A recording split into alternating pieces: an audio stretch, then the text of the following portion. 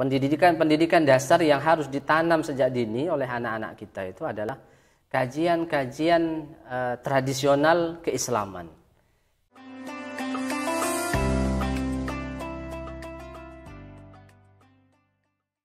Assalamualaikum warahmatullahi wabarakatuh.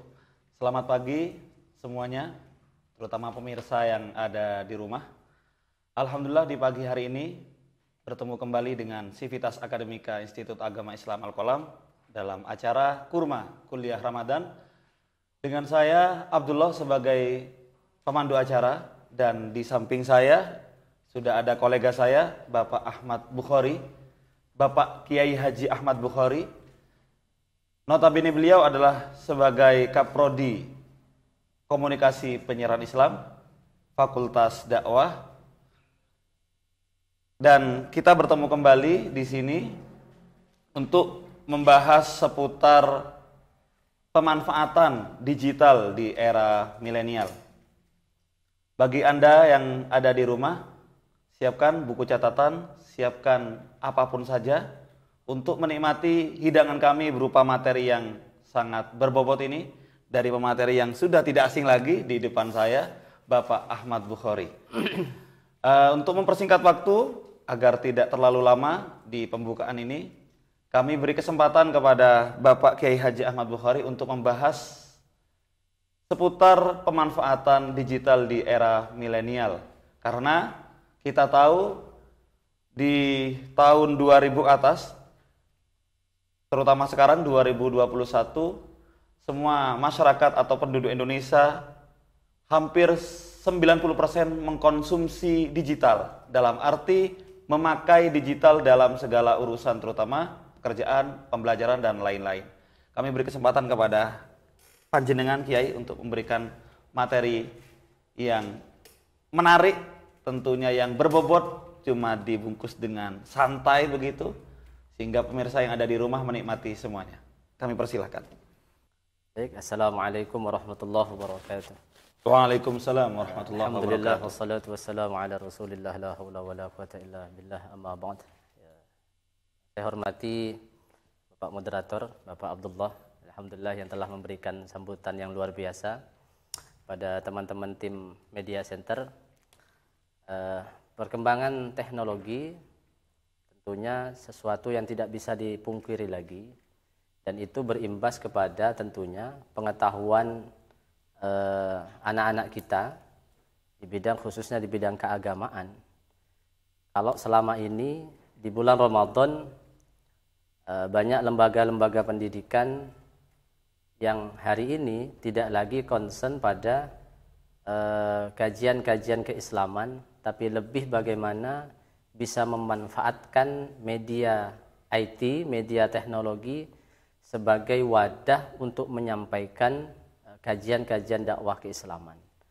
Sehingga hari ini kalau dulu seseorang ingin mengkaji, mempelajari, mendalami kajian-kajian kitab sebagai contoh, mereka harus datang ke pondok-pondok pesantren, tapi hari ini mereka bisa mengaji kepada kiai siapapun, kepada pondok manapun melalui media IT, live streaming.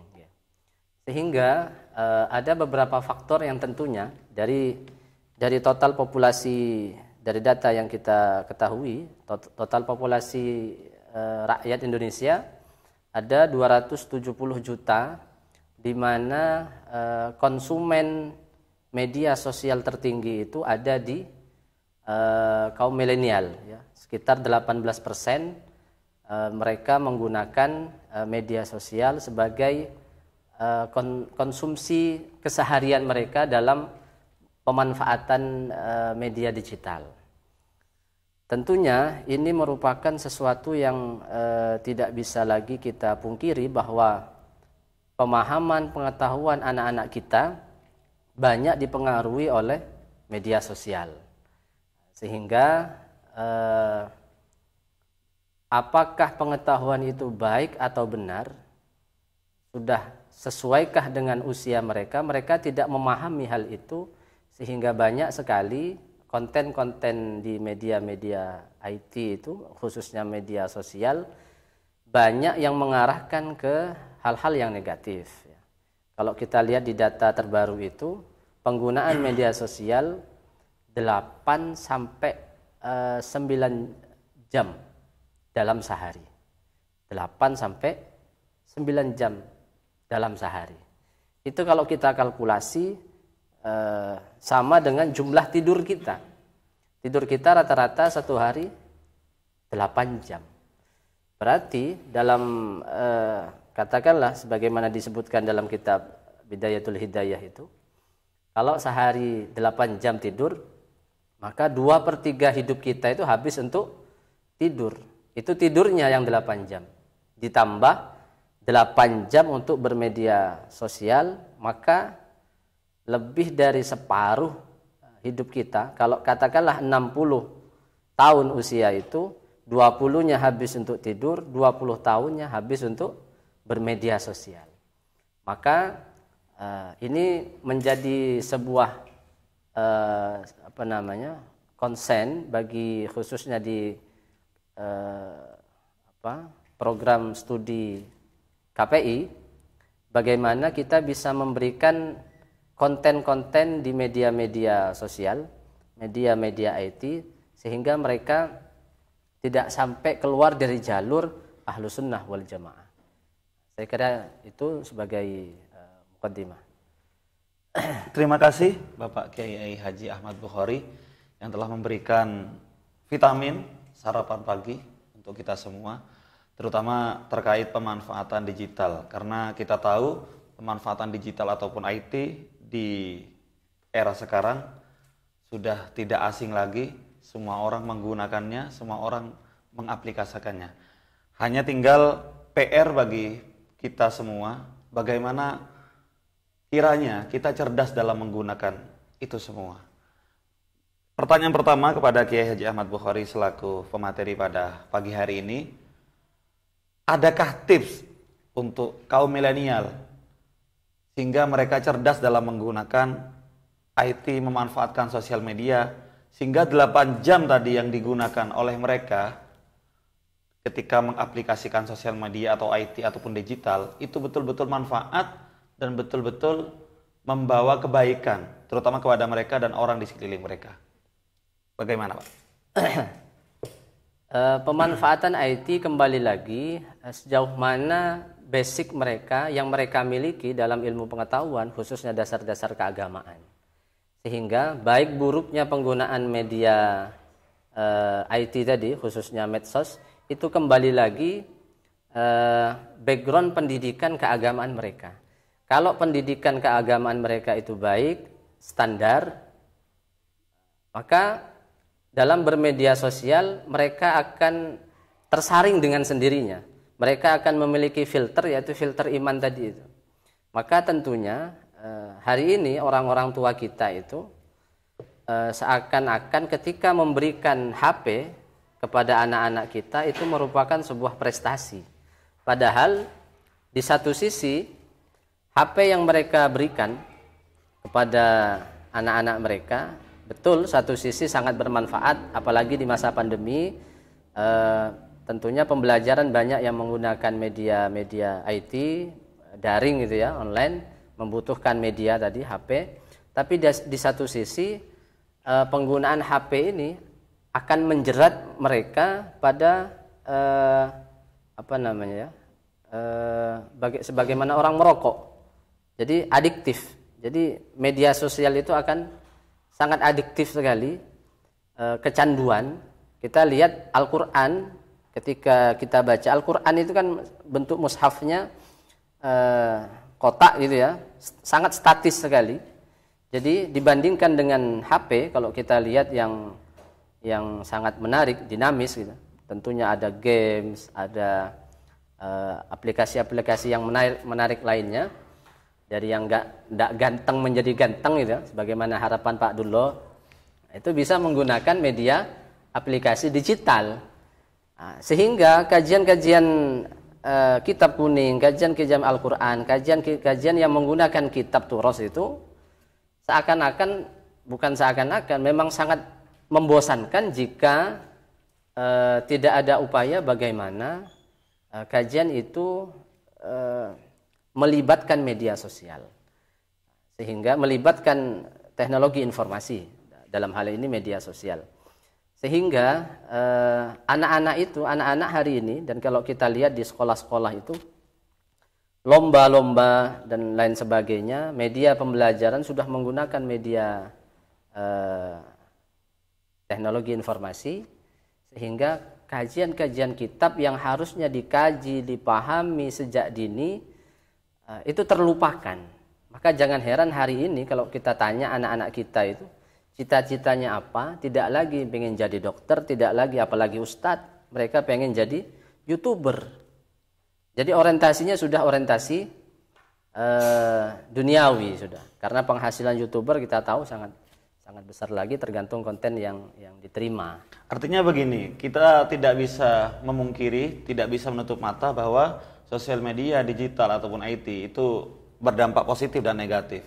Nah sekarang ketika sosial media itu berdampak negatif, terutama kepada pemakai, pecandunya, dalam hal ini konteksnya adalah kaum milenial, siapa yang paling bertanggung jawab untuk menjadi controlling, untuk menjadi sosok yang mengontrol itu semua? Sehingga meskipun ada sisi negatifnya dari sosial media, IT ataupun digital, paling tidak kita bisa meminimalisir hal itu. Siapa yang paling bertanggung jawab? Nah, itu pertanyaan yang menarik saya kira. Jadi kalau kita tanya siapa yang paling bertanggung jawab untuk memberikan edukasi, tentunya adalah orang-orang yang memahami hal ini. Dalam hal ini kalau saya saya pikir anak-anak mahasiswa komunikasi dan penyiaran Islam adalah orang-orang yang kompeten untuk memberikan edukasi, memberikan penyuluhan tentang dampak positif, negatif, dan bagaimana menghindari hal-hal negatif dalam hal bermedia, sehingga anak-anak kita itu tidak lagi adiktif dalam hal-hal yang negatif, tapi adiktif untuk melakukan sesuatu yang positif. Tentunya ini adalah pekerjaan yang berat, tidak mudah, apalagi jika tidak didukung oleh orang tua. Maka saya pikir pendidikan dasar yang harus ditanam sejak dini oleh anak-anak kita itu adalah kajian-kajian tradisional keislaman sebelum mereka masuk pada ranah modernisasi pendidikan. Jadi kajian-kajian tradisional keislaman, kajian kitab kuning, kajian Al-Quran, hadis dan lain sebagainya, itu harus ditanamkan sejak dini sebelum mereka mengenal apa yang namanya HP, saya kira. Sebagaimana wahyu yang pertama kali diturunkan, kita pahami bersama bahwa itu surat Al-Alaq. Surat Al-Alaq itu merupakan tonggak awal perubahan besar di kaum Arab. Kalau kita lihat bangsa Arab bagaimana di saat itu, kenapa yang turun tidak ayat tentang tauhid saja? Kenapa tidak yang turun tentang ayat peperangan mungkin, tapi yang turun adalah Al-Alaq, Iqra, bacalah. Itu menunjukkan kalau saya pikir ada 3 hal yang harus yang menjadi intisari dari surat Al-Alaq 1 sampai 5 itu. Yang pertama ada 3 fungsi. Yang pertama fungsi tadabbur. Artinya Al-Quran ini akan membawa perubahan besar pada umat manusia jika dipahami dengan sebenar-benarnya. Dan untuk memahami Al-Quran tentunya tidak bisa melalui media digital. Harus berguru dengan orang yang memiliki sanad keilmuan yang jelas dan yang baik. Yang kedua ada fungsi tafakkur. Dengan perintah membaca itu kita dituntut untuk berpikir, belajar. Dan hari ini media sosial itu lebih kepada infotainment saja, hanya hiburan, sehingga nuansa edukasinya tidak ada. Maka jangan heran ketika anak-anak hari ini mereka berperilaku di luar karakter yang diajarkan orang tua, karakter yang diajarkan guru, karena itu tadi dampak yang luar biasa yang disebabkan oleh media sosial. Dan fungsi yang ketiga saya kira adalah fungsi tazakkur. Jadi media sosial tidak akan bisa memberikan pendidikan yang komprehensif jika tidak dibarengi dengan pendidikan karakter oleh seorang guru. Karena guru itu tidak hanya transfer ilmu saja, tapi ada fungsi ta'dib dan tahzib. Jadi membenahi karakter dan membenahi hati. Kalau 3 fungsi tadi, ada tarbiyahnya, keilmuan tadi, ada ta'dibnya, ada tahzibnya, maka insya Allah HP ini hanya menjadi wasilah saja, tidak menjadi media yang berefek negatif pada pendidikan anak-anak kita.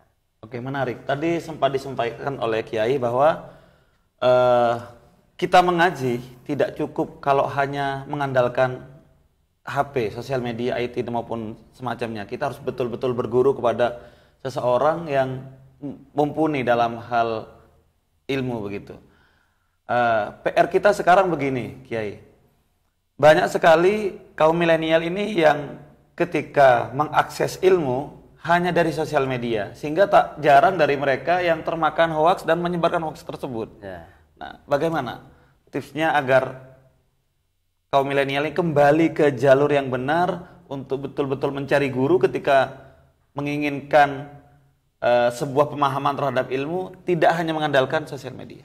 Nah, baik. Itu benarnya tugasnya memang berat. Hari ini pesantren-pesantren kita, khususnya pesantren salaf, sudah mulai berbenah.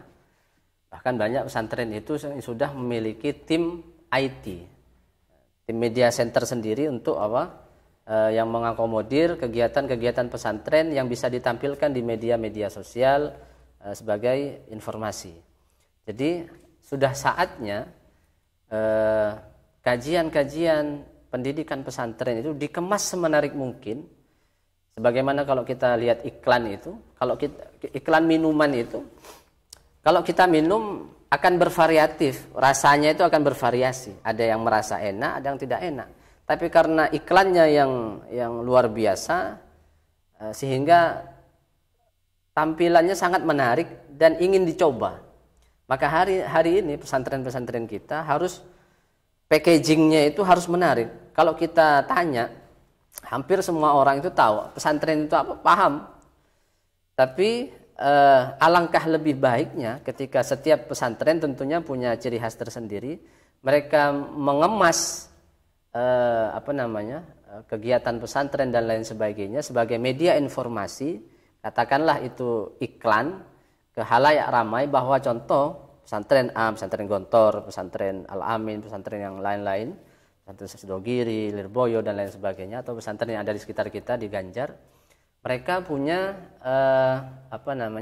packaging iklan yang menarik sehingga kaum milenial itu ada rasa ingin untuk tahu lebih sebagaimana mereka melihat iklan di televisi. Nah, sehingga ada rasa ingin untuk seperti apa sih pesantren itu? Apa sih nanti kalau saya sudah masuk di pesantren itu akan jadi apa? Nah, saya kira itu tugas buat pengelola pesantren, sehingga pesantren-pesantren itu menjadi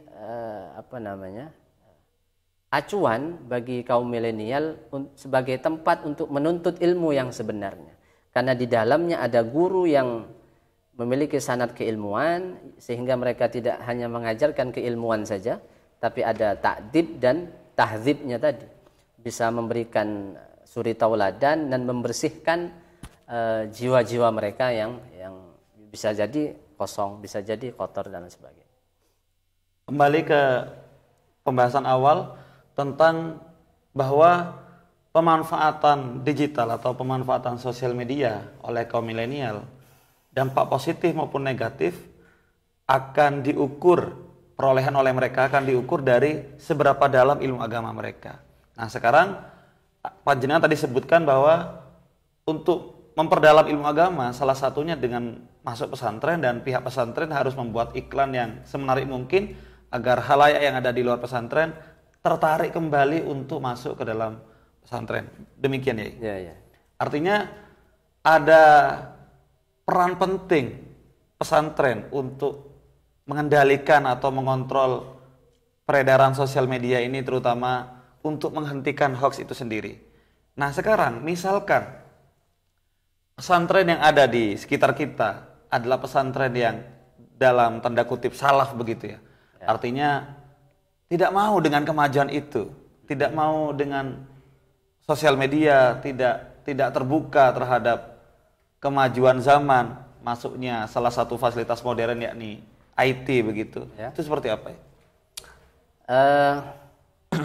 Ada beberapa pesantren yang mempertahankan salafiyahnya sebagai kurikulum. Jadi adanya teknologi informasi ini tidak akan merubah kurikulum. Yang pertama, yang kedua tidak akan merubah lingkungan salafiyah di pesantren itu sendiri. Kalau kita ambil contoh salah satu pesantren terbesar salaf sampai hari ini, Lirboyo, Sidogiri, itu mereka punya tim media center. Jadi tim media ini berfungsi sebagai apa? Sebatas memberikan informasi kepada masyarakat bahwa pesantren ini loh yang dipelajari, ini loh kegiatan sehari-harinya. Sehingga saya kira dengan adanya media informasi itu, setiap kali ada wali santri atau calon wali santri yang datang dan bertanya, di sini ini kegiatannya seperti apa sih? Di sini ini kurikulum pembelajaran seperti apa sih? Kalau ada 1, 2, 3 orang yang bertanya, mungkin pengurus sanggup untuk menjawab. Tapi katakanlah ada 100 calon pendaftar yang bertanya, bukankah akan lebih efisien, lebih efektif jika kita menginformasikan hal-hal tersebut melalui media? Ini silakan dicek di YouTube kita, silakan dicek di media sosial kita, sehingga informasi itu lebih lengkap daripada informasi verbal. Kadang ketika ada sudah 4, 5 orang yang bertanya, ada hal-hal yang terlewatkan. Jadi adanya tim media di pesantren itu saya kira tidak akan merubah sama sekali kultur salafiyah pesantren. Justru akan menarik minat masyarakat untuk mendalami kajian-kajian keislaman secara lebih mendalam di pesantren-pesantren salaf. Menarik. Saya harap para pemangku kebijakan di pesantren menyimak apa yang disampaikan oleh Kiai Bukhari terkait bahwa pesantren itu sebaiknya tidak terlalu tertutup terhadap kemajuan modern begitu.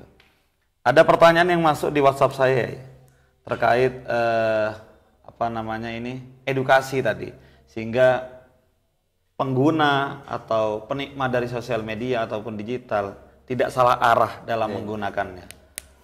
Sebenarnya yang harus diedukasi pertama kali itu orang tua sebagai pemberi sarana sosial media kepada anak atau anak ya? Hari ini ada 2 yang harus diedukasi.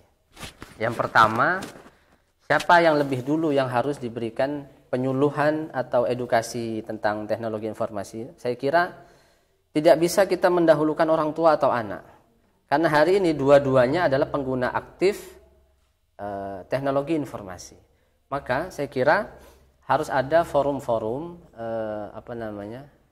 yang memberikan edukasi, penyuluhan kepada masyarakat, baik di tingkat pendidikan sekolah, berarti ini langsung ke anak, atau di orang tua, semacam parenting IT gitu ya. Sehingga tidak bisa kita mendahulukan siapa.